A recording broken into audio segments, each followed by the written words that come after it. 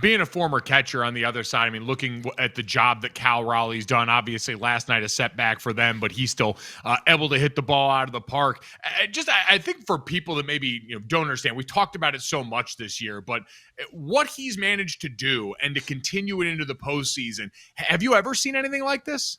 No, it's the best season by a catcher that I've ever seen, and it's really not even close. If they go on and win and they make the World Series for the first time, it definitely is the greatest season of any catcher. But I've been saying since about June that he should be the MVP, and I just think it's a historical year, one we'll probably never see again. He's got, 63 home runs if you count the postseason. He hit the 60 in the regular season. And the thing for me is the durability. I mean, he takes falls, he gets hit by balls, he takes foul tips, he does all these things. Oh, yeah, and he's got to control his pitching staff, which has been really good in this postseason.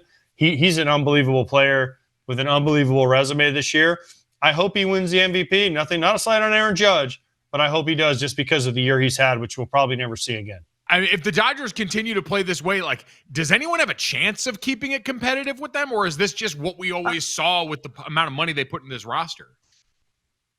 I think whatever team comes out of the American League can make it maybe a 5 or 6 game series, just because they do have some pitching matchups they can exploit, and both, especially Seattle. For me, if Seattle makes it with Kirby and Gilbert and Castillo and Wooer and Bryce Miller, whichever one of those pitches, and their bullpen is really good, I think they can make it a closer series. But now let's not forget the Dodgers swept the Mariners at the end of the year, 3 games. So meaningless games, but they still did sweep them. The Blue Jays have some firepower, especially in Toronto, and some of their Gossman and even Bieber and Savage, who the Dodgers haven't seen, can match them. But I just think overall, I've said this, we do power rankings on Foul Territory. They've been number 1, and people are like, oh, they should slip. I'm like, they still have the best roster. They're waiting for October, and now you see it. So let's just say they pull it off again, and then we go into next year.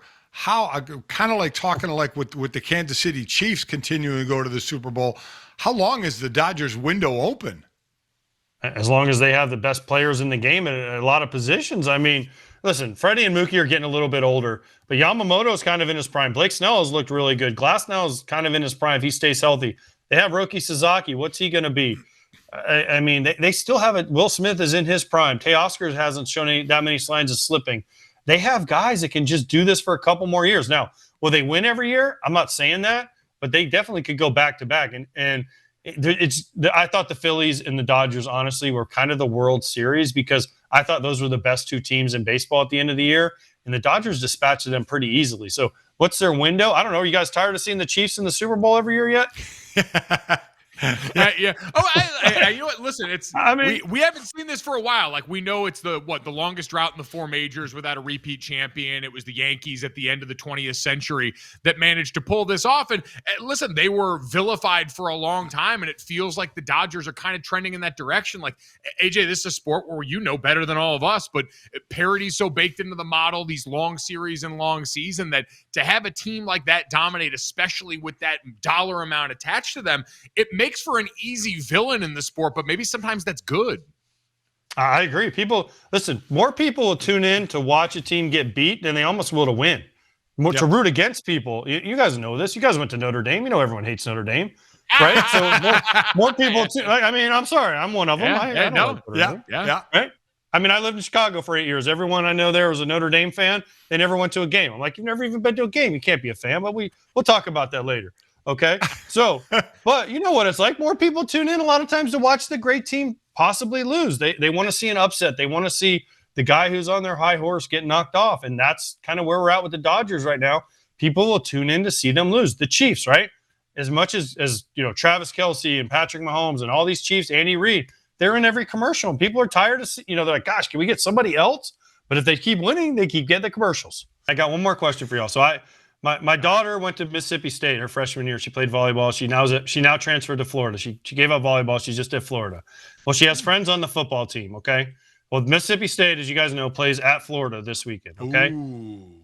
Her last day at Mississippi State last year, we were out hanging out with all the kids, and there were some football players there, and one of them and I got into, not an argument, but, just we were talking trash to each other. So now I made this bet that I might have to pay up this weekend. If Mississippi State beats Florida, I'm supposed to get a tattoo, and I have no tattoos, and So I have no tattoos. And then if Florida beats Mississippi State, this player has to get a Gator tattoo. I have to get a Bulldog tattoo. Now, I know it's senior. I don't think senior has tattoos. I know junior has tattoos. No. So do I follow through with this bet? Because my wife and kids are the player texts my daughter today and goes, your dad remembers our bet, right? She's like, oh yeah, trust me. So what do I do? Do I go through with it? I think you call Coach Napier and ask if you can give the pregame speech in the locker room and let these guys know what's on the line.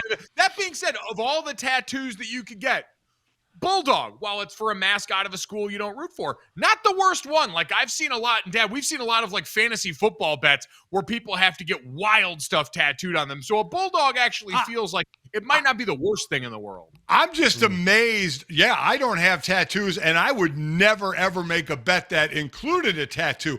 I can't. You must secretly want a tattoo. No. If you made a bet to get a tattoo. No. Well, honestly, at the time, Mississippi State were 2-10 last year and didn't win a game in the SEC.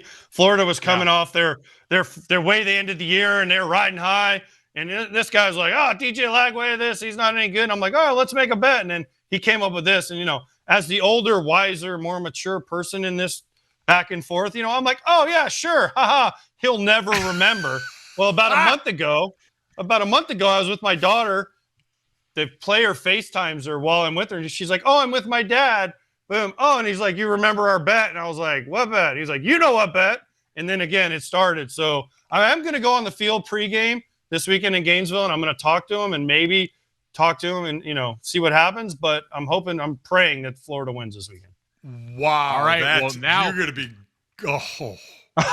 literal added skin in the game now heading into this matchup this weekend. If there wasn't already enough consternation in Gainesville, add this to the top of the pile. There we go. AJ's Bulldog lower back tattoo coming to a tattoo shop near you. We appreciate it.